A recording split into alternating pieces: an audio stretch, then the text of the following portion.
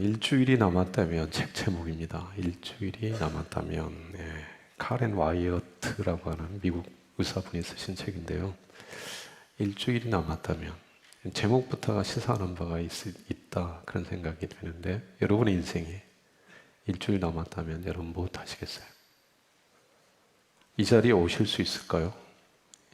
일주일 남았는데, 한 달도 아니고 1년도 아니고 일주일밖에 남지 않으면 아마 시간이 정말로 금쪽 같은 시간이 되지 않을까, 그런 생각을 합니다.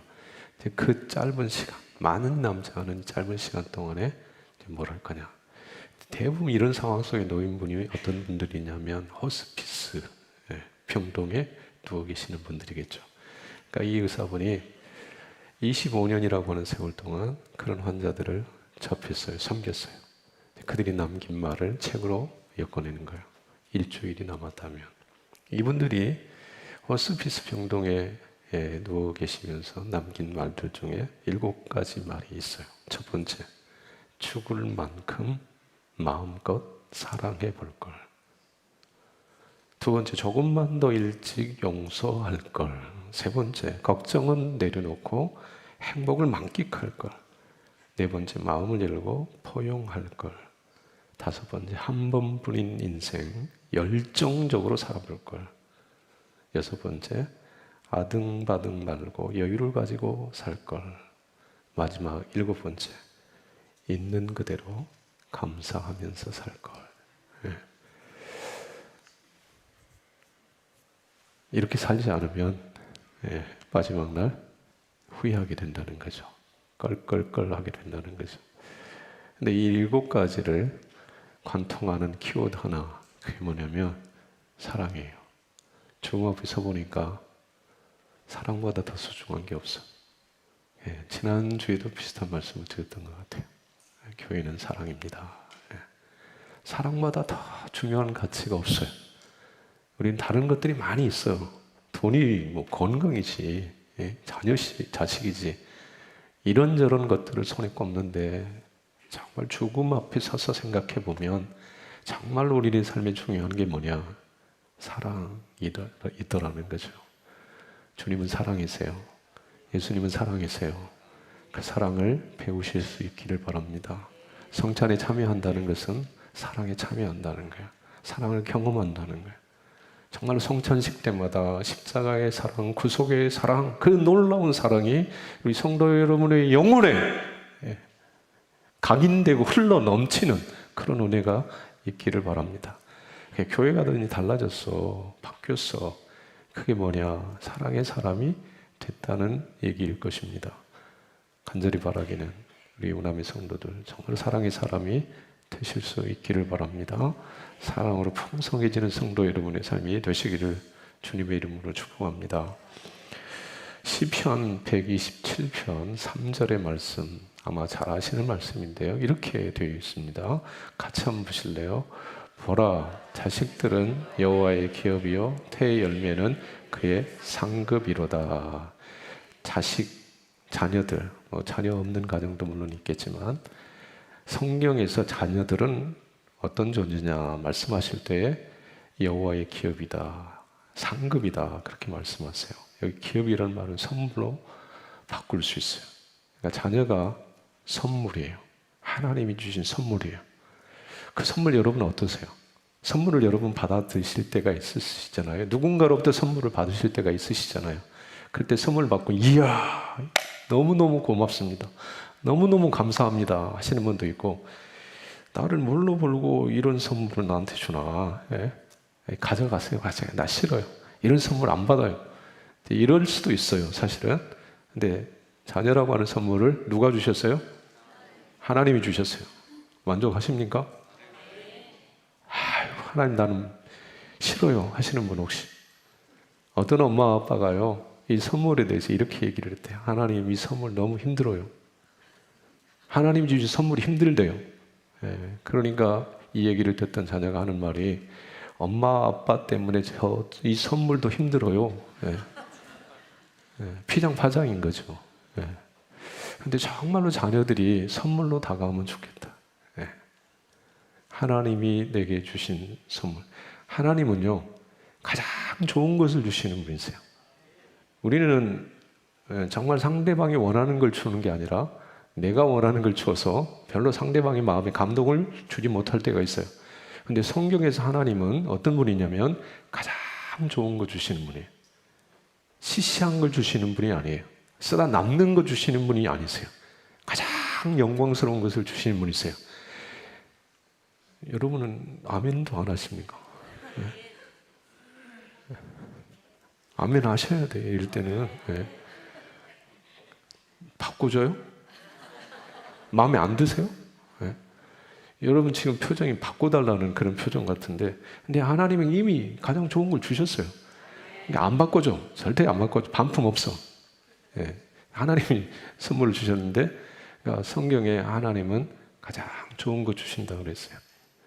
그러니까 지금 내가 그 선물의 진가를 몰라봐서 반품하려고 그러고 힘들다고 그러지, 정말로 그 하나님이 주신 선물의 진가를 제대로 안다면, 맞습니다, 주님, 선물입니다, 상급입니다, 이런 고백이 될 텐데, 오늘 어린이 주일에 저도 한번 생각을 해봅니다. 정말 하나님이 내게 주신 선물, 나는 부모로서 어떻게 대했나, 부모 역할을 좀 제대로 했나, 생각 중에 좀 아픈 마음이 많이 있었습니다. 근데 오늘 저와 여러분은 이제 자녀를 둔 부모로서 남은 인생 일도 걸어가야 될 텐데, 유아 세례 오늘 받은 부모는 아니지만, 유아 세례 받은 자녀를 이제 키워가는 엄마 입장에서는, 아빠 입장에서는 부모의 어떤 책임과 역할이 정말로 크겠죠. 근데 장성해버렸어, 이미 자녀들이. 그런 부모들에게도 부모됨을 다시 한번 돌아보는 시간은 귀한 시간이 되겠다, 그런 마음이 듭니다. 정말로 하나님께서 은혜 주셔서 부모의 역할을 잘 감당하고 선물로 주신 자녀들을 하나님의 뜻 가운데 아름답게 세워가는 그런 역사만 있기를 주님의 이름으로 축복합니다. 제가 어떻게 대해야 할 거냐, 선물을 어떻게 대할 거냐, 이제 본질적인 얘기를 오늘 좀 말씀을 드리고, 다음 주에는 좀 실제적인 그런 부분을 좀 말씀을 드려보려고 합니다. 오늘 본문은 이제 전에도 제가 한번 설교를 한 본문이기 때문에 배경 설명을 길게 하지 않아도 잘 아시리라고 생각합니다. 이스라엘 남과 북 그리고 에돔이라고 하는 세 나라가 연합해서 모압이라고 하는 나라를 칠 때, 응징하기 위해서 전쟁길에 나설 때 있었던 일입니다. 근데 7일 길을 갔는데 물이 떨어졌어요. 물이 없었어요. 그럴 때 이 왕들이 어떻게 할까 고민을 하다가 엘리사 선지자를 찾아갔어요. 그랬더니 엘리사 선지자가 내려준 처방이 뭐냐면, 개천을 많이 파라. 개천을 많이 파면 물을 얻을 수 있을 것입니다, 이런 처방을 내려줘요. 개천을 팠어요. 그랬더니 아침 소재 드릴 때에 에돔 쪽에서 물이 흘러와서 그 판 개천에 가득하게 됐다. 이것이 이제 본문의 내용이라고 할 수 있습니다. 근데 여기서 본문을 그냥 지나가지 않고, 이 본문 속에 좀 어려운 부분이 뭐냐면, 지금 개천을 파는 일이 말처럼 그렇게 간단하고 쉬운 일이 아니라는 데 문제가 있다는 거죠. 자, 이 병사들 지금 북쪽 이스라엘, 남쪽 유다, 그리고 에돔이라고 하는 세 나라가 연합해서 지금 전쟁하는 모압이라고 하는 나라를 응징하기 위해서 전쟁에 참전하고 있어요. 전쟁에 출정하고 있어요. 그런데 물이 없을 때 물 얻기 위해서 개천 파는 일이 쉬운 일이 아니라는 거죠. 여러분 지금 삼부 예배에 오셨죠? 삼부 예배에 오신 이유가 뭐죠? 예배 드리기 위해 오셨잖아요. 그런데 여러분 이제 예배는 끝났습니다. 예배 여기서 중단하고 물 없으니 개천 파러 갑시다. 그리고 뒤쪽에 가면 아파트 공사 중이네. 어디로 가야죠? 개천 파러 우리는? 지금 3부 예배 이제 중단하고 우리 개천 파러 갑시다. 그래서 앞장서서 빨리 오세요. 개천 파러 가야 됩니다. 그러면 따라가실래요? 따라가시기가 어렵겠죠. 지금 가운 입고 있습니다. 지금 예배 드리러 왔습니다. 성경 들고 왔어요. 삽 들고 온 사람 아무도 없어요. 무슨 개천을 팝니까? 어떻게 개천을 팝니까? 이럴 수 있어요. 전쟁하러 온 사람들이 손에 창검을 들고 있지, 곡괭이 들고 삽 들고 개천 파기 위해서 온 사람은 아무도 없다는 거죠. 그러니까 힘든 거예요. 그리고 지금 개천을 팔 때 물이 떨어졌잖아요. 물이 없잖아요. 그럼 물을 마시지 못했다는 그런 상황일 텐데, 지쳐 있을 텐데, 7일 길을 걸어와 광야길을 걸어왔는데 그 지친 몸으로 어떻게 땅을 파요? 어떻게 개천을 파요? 뿐만 아니라 개천 파기 어려운 가장 중요한 어떤 이유도 될 수 있는데, 개천 파면 물 나옵니까? 개천 파라고 했는데, 물론 하나님의 종 엘리사의 말이니 틀림없겠지 하는 생각도 들지만, 지금 개천을 파는 장소가 물이 잘 나올 만한 장소가 아니에요. 물 나올 확률이 그렇게 높지 않아. 그런데 어떻게 개천을 파겠냔 말이죠. 여러분, 교회에 오는 것, 3부 예배 참여하시기 위해서 이 자리에 오셨는데, 3부 예배 참여하기 위해서 오시는 걸음 어떠셨나요? 가벼우셨나요? 아니면 힘드셨나요? 아니면 그냥 오셨나요? 가벼우셨어요? 네. 3부 예배에 참여하는 그 걸음이 가벼우셨다. 왜 가벼울까요? 이 일은 하나님이 기뻐하시는 일이다. 네. 하나님이 나의 드리는 예배를 받으신다. 이 확신이 있는 분이 3부 예배 참여해서 예배 드리는 그 시간은 기쁨의 시간, 감사의 시간이 될 것입니다. 그런데 억지로 마지못해 이 자리에 앉아 계신 분이 혹 계실지도 몰라요. 왜 그럴까요? 이 예배에 하나님이 정말 임재하실까? 하나님이 예배를 받으실까? 시간만 낭비하는 거 아니야? 사람들은 지금 연휴라고 해서 인천공항 통해서 외국 나가는 사람도 많은데, 휴가 즐기러 가는 사람도 많은데, 꼭 이 비 오고 날씨도 좋지 않은 이 시간에 교회에 가서 예배를 드려야 된다고? 이런 마음이 일어나시는 분은 이 시간 예배의 자리가 힘든 시간이에요. 그러니까 건수만 있으면 다른 길로 갈 거예요. 확신 없는 일을 하는 것처럼 쉽지 않은 일이 없다는 거죠. 믿음의 여정도 마찬가지예요. 전쟁터에 적과 싸우기 위해 양손에 창을 들고 검을 들고 달려왔는데, 땅파라고 개천파라고 못해. 나는 물 나온다는 보장이 어디 있나? 내가 지리를 좀 아는데 여기 파봐야 물 안 나와. 물 근원이 아니야. 못 팝니다. 절대로 안 팝니다. 우리는 돌아가겠습니다. 근데 돌아갈 길도 없어. 물을 얻지 못하고 광야길을 가면 광야에 죽어요. 그러니까 물 얻기 위해 개천 파는 일이 그렇게 만만한 일이 아니었어요. 쉽지 않은 일이었어요. 그런데 오늘 병사들이 개천을 팠습니다. 여러 개의 개천을 팠어요. 많이 팠어요. 근데 여러분, 개천 파 내려가면서 그래도 뭔가 기대할 만한 물증이 나오면 얼마나 좋겠어요.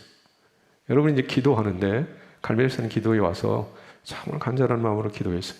기도하는데, 누구야? 내가 너를 사랑한다. 정말로 내가 너를 사랑한다. 하나님이 육성으로 여러분의 귀에 말씀하시면 그 시간이 즐거운 시간인 거죠. 그냥 기도하다가 금방 갈까요? 아니면 날이 새도록 기도할까요? 벌써 입신하신 분들이 계셔 막.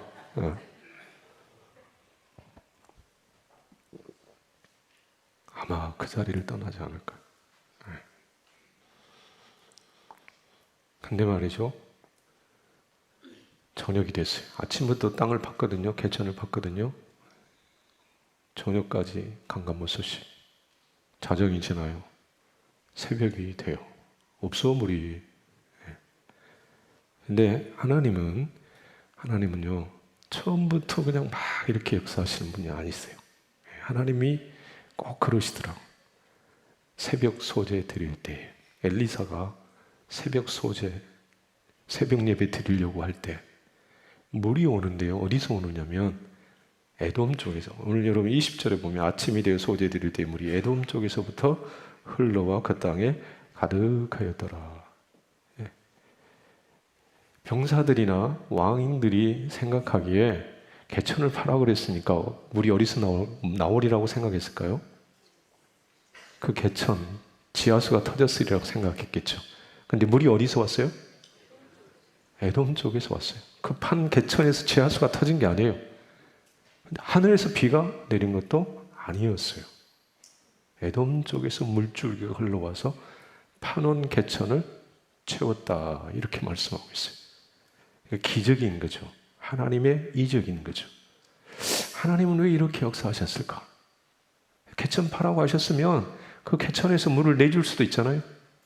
아니면 그냥 웅덩이를 이렇게 많이 파놨으니까 하늘 문을 열시고 비를 쏟아부어 그 파진 웅덩이 채우실 수도 있잖아요. 그런데 하나님은 그렇게 역사하지 않으셨어요. 에돔에서 물줄기를 끌어다가 그 판 웅덩이를 채우셨어요. 이 사건을 성경에 기록하시고 오늘을 살아가는 저와 여러분에게 주시는 메시지가 있다면 그것이 과연 무엇이냐요? 하나님은요, 인간의 상식과 논리와 경험을 뛰어넘어 일하시고 역사하신다라는 사실입니다. 앞서도 말씀드린 것처럼 사람의 상식은, 사람의 경험은 판 웅덩이에서 나와야 돼요. 왜 개천을 파라고 하느냐? 그 판 개천 깊은 곳에 물줄기가 있으니 파라, 이렇게 생각하고 파는데 사람의 상식인데 거기에서는 물이 안 나오는데 전혀 생각지 못했던 에돔 쪽에서 물이 흘러와서 웅덩이를 채웠다. 새 왕도 이스라엘의 그리고 유다의 어떤 병사도 생각할 수 없는 놀라운 하나님의 역사였다는 것입니다. 근데 성경에 보면 이런 하나님의 역사로 충만하다. 성경은 모든 이런 역사, 하나님이 일하실 때 인간의 상식 안에서 물론 역사하실 때도 있어요. 경험으로 논리로 이해되는 역사가 많습니다. 그러나 때로, 많은 경우 하나님은 인간의 상식을 뛰어넘어 인간은 불가능해요. 그런데 하나님이 일하세요. 초자연적으로 일하세요. 이스라엘 백성들이 출애굽할 때 하나님이요, 이스라엘 백성들을 어디로 인도하셨는가 하니 홍해 앞으로 인도하셨어요. 다른 길로 얼마든 인도하실 수 있었습니다. 그런데 하나님은 다른 길이 아닌 홍해 앞으로 인도하셨어요. 바로가 병거를 이끌고 이스라엘 백성들을 잡으려고 추격하는데 하나님은 도간에 든 쥐처럼 홍해 바다 앞으로 인도하셨어요. 왜 그러셨을까요? 하나님이 홍해에, 바다에 길을 만들어 버리시잖아요. 바다를 갈라버리시잖아요. 그리고 이스라엘 백성들로 하여금 마른 땅처럼 걸어가게 하셨어요. 그리고 바로의 군대를 그 바다에 수장시켜 버리셨어요. 누구도, 이스라엘 백성 중에 그 어느 누구도, 그리고 바로도 생각지 못했던 하나님의 역사였습니다. 하나님은 이렇게 일하시는 분, 우리의 상식, 경험 안에서만 역사하시는 분이 아니라 초자연적으로 일하신, 전능하신 분이시다라고 하는 사실을 오늘 사건은 말씀하고 있다는 사실입니다. 하나님이 그러하신 분이라면 인간이 생각지도 못했던 일들을 통해서 일하시고 역사하시는 분이 하나님이시라면 그 하나님의 능력을 믿고 의지하며 살라는 것이죠.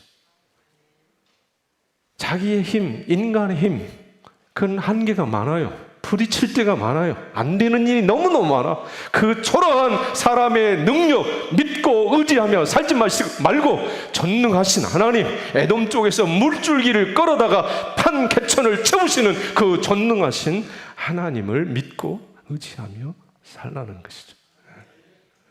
이 하나님을 믿고 의지할 때 거침이 없는 인생이 되는 거죠. 그러나 자신의 지극히 제한적인 치유와 능력 안에서 살면 다 넘어져요. 부딪히는 일이 너무 많아. 안 되는 일이 너무 많아. 그러나 에돔 쪽에서 물줄기를 이끌어오신 전능하신 하나님을 의지하면 거침없는 인생이 된다는 거죠. 새벽 소재 드릴 때 물줄기가 흘러왔어요. 물이 충만했어요. 조금 전까지도 목이 타들어가 갈증 때문에 죽어갔어요. 그런데 엄청난 물이 쏟아지는 거예요. 거기서 수영을 할 정도로 어마어마한 물을 얻었어요. 그 물줄기 앞에 이스라엘 백성들, 남유다의 군사들 어떻게 반응했을까요? 할렐루야, 하나님의 전능하심을 찬양합니다. 우리를 하나님은 사랑하십니다. 하나님이 우리와 함께 하십니다. 그 하나님을 경배합니다. 저들의 마음 깊은 곳에 기쁨이, 감사가 충만하게 됐을 것입니다. 이 본문 속에 하나님, 메마른 계곡의 물줄기를 이끌어 오시는 하나님, 곧 이 땅에 오시는 예수 그리스도이십니다. 예수님은 목마른 인생의 생명수가 되시는 분이세요. 이 땅을 살아가는 사람들은 사실 다 목마른 사람들이에요. 갈증하는 사람들이에요. 근데 그 목마름을 이런저런 방법으로 해결하려고 애를 써요. 돈으로 채워요. 돈이 있으면 만족이 있을까? 돈으로 만족이 될까? 세상 명예로, 인기로, 쾌락으로 내 허전한 마음을 좀 채울 수 있을까? 그러면 갈증이 떠날까? 생각하고 달려갑니다. 그러나 거기에는 참된 갈증이 해결이 되지 않아요. 만족이 없어요. 바닷물을 마시는 것처럼 또 다른 갈증이 밀려오고 그럽니다. 그런데 예수 그리스도를 만나면 예수 안에서 진정한 해결을 맛보게 되더라는 것입니다. 예수님은 분명히 말씀하셔요. 나를 믿는 자는 그 배에서 생수의 강이 흘러나오리라. 생수의 강이 터지리라. 돈으로도 세상 그 어떤 것으로도 만족을 줄 수 없었던, 갈증이 떠나지 않았던 인생을 참된 만족으로 이끌어 주시는 분, 그분이 예수 그리스도이십니다. 그런데 예수님은 역사하실 때요, 예수님이 생명수로 우리에게 찾아오실 때 인간의 상식과 경험 안에서 역사하시지가 않더라는 거죠. 인간의 상식을 뛰어넘어 놀라운 방법으로 일하시고 인생의 갈증을 해결해 주시는 분, 그분이 예수 그리스도이십니다. 여러분, 오병이어의 기적을 아실 것입니다.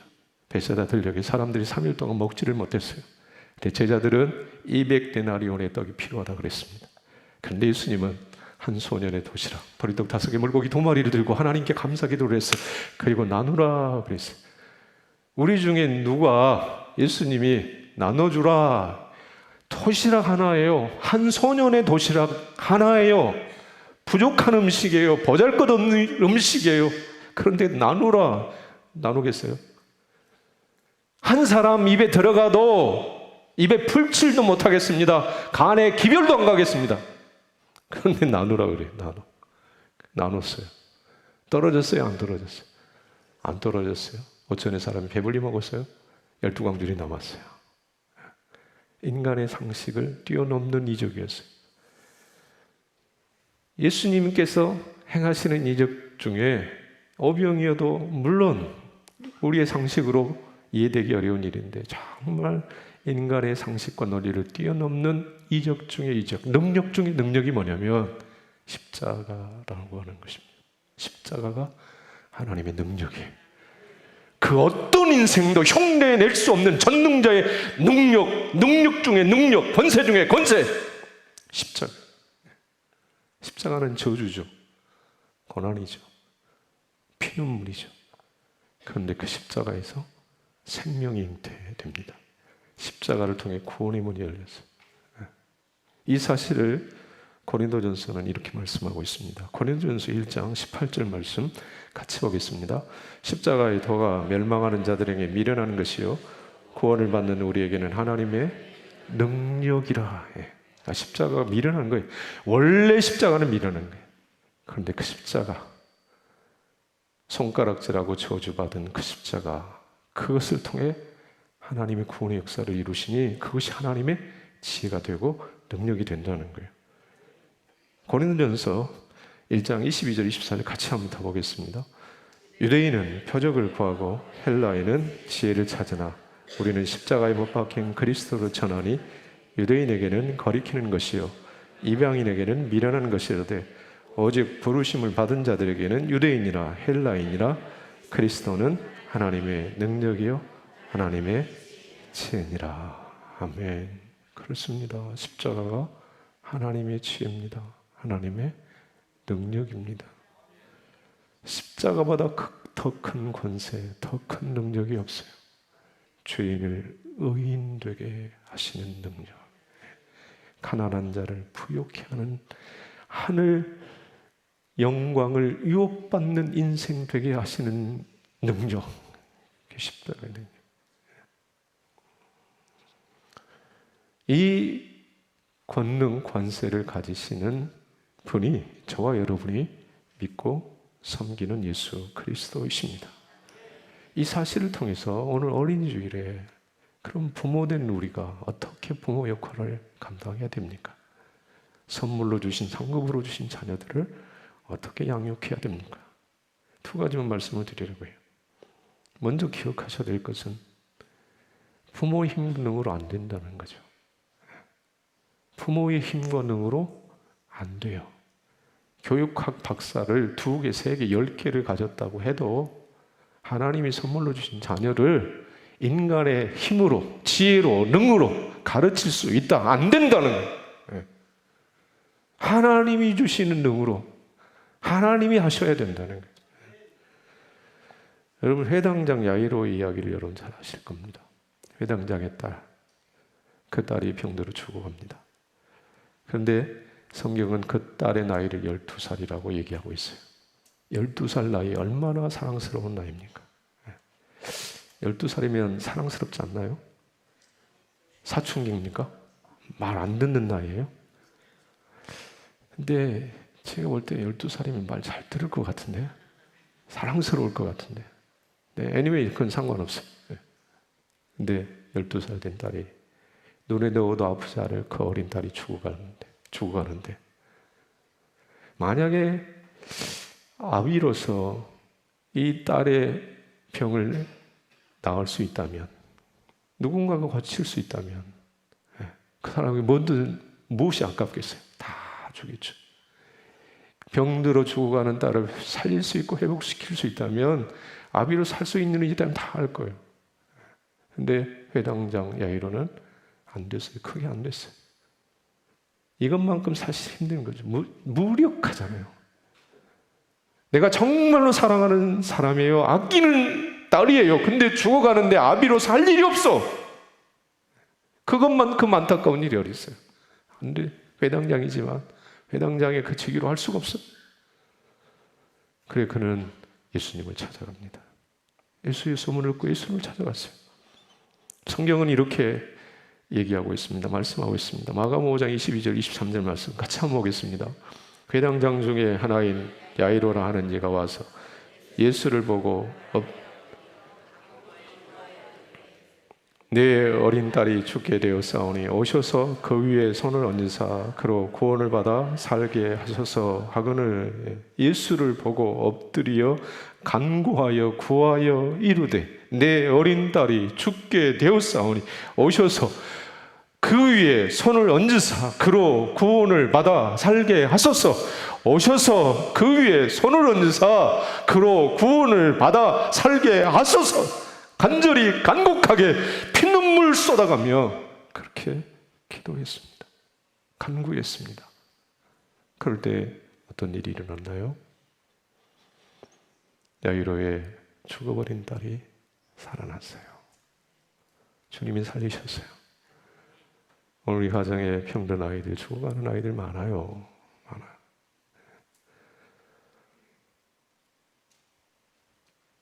제가 그 어떤 목사님이 보내주셔서 이렇게 보는데요. 통계가 집 밖으로 나가는 아이들. 그 기사인데 살려고 나왔는데 갈 곳이 없어요. 집이 너무 힘들어요. 너무 힘들어요. 못 살겠어요. 그래서 집을 뛰쳐나갔어요. 그래서 살려고 나왔는데 갈 곳이 없어요. 그런 아이들이 얼마냐? 30만. 최소 30만.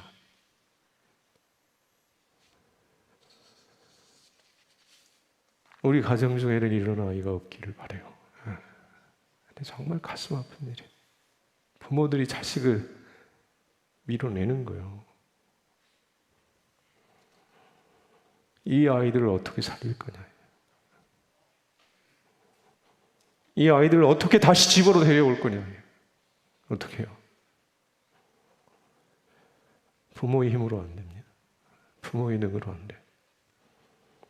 부모 면허라고 하는 책이 있습니다. 부모 면허. 제가 한 주일 동안 이 책을 보면서 저희 부모됨을 돌아보며 참 마음이 많이 아팠어요. 여러분, 자동차 운전하려면 면허가 있으셔야 되잖아요. 근데 부모도 면허증이 있어야 돼, 사실은. 근데 우리는 면허증 없이 자녀를 맡을 때가 있어요. 그걸 키워요. 그러니까 엉망인 거죠.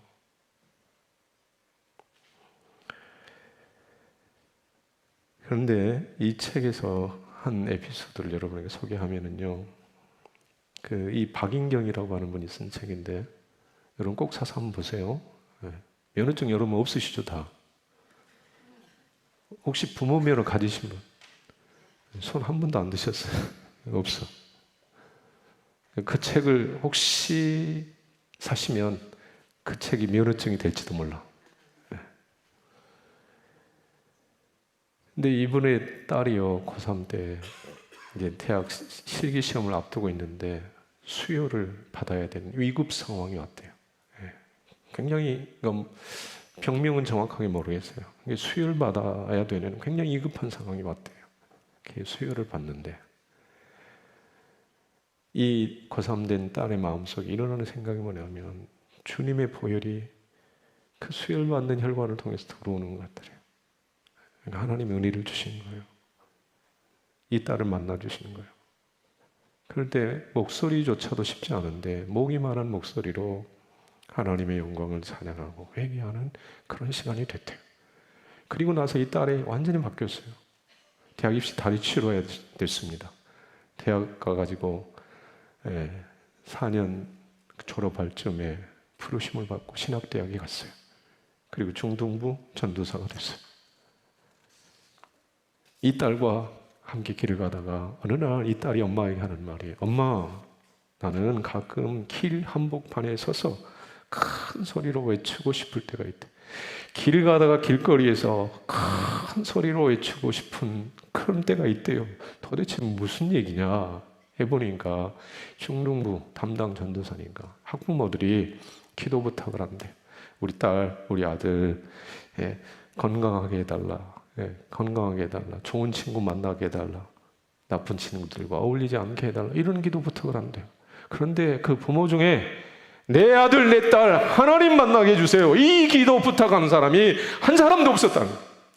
하나님 만나면 이 아들이, 이 딸이 달라질 텐데, 바뀔 텐데 그 기도는 안 하고 건강하게 해달라, 지혜 주시라. 물론 그 기도가 전혀 필요 없다는 얘기는 아니지만 본질적인 아주 중요한 기도를 하지 못하고 그냥 지역적인 그런 기도만 하더래요. 왜 그럴까? 어쩌면 부모가 하나님 만났는지 몰라요. 하나님을 아직 못 만났는지 몰라요. 그러니 여전히 세상의 것이 중요해. 공부 잘하는 것이 중요해. 좋은 친구 만나는 것이 중요해. 그런데 정말 하나님 만난 사람 뭐가 중요할까요? 무엇이 중요할까요? 하나님 만나면 됩니다. 하나님 만나면 하나님이 이 아이의 진짜 부모의 역할을 감당해 주실 줄로 믿습니다. 성도 여러분, 먼저 여러분 하나님 만나세요. 그리고 여러분의 기도 중에 빼놓고 하지 말아야 될 기도, 하나님이 아버지 되주세요. 육신의 부모는 사실은 가짜 부모잖아요. 진짜 부모 아니잖아요. 하나님이 진짜 부모잖아요. 내 자녀들이 진짜 부모 되신 하나님 만나 그 하나님의 이끄심 속에 살아가면 개천에 물을 채우시는데 에돔에서 채우시는 분이에요.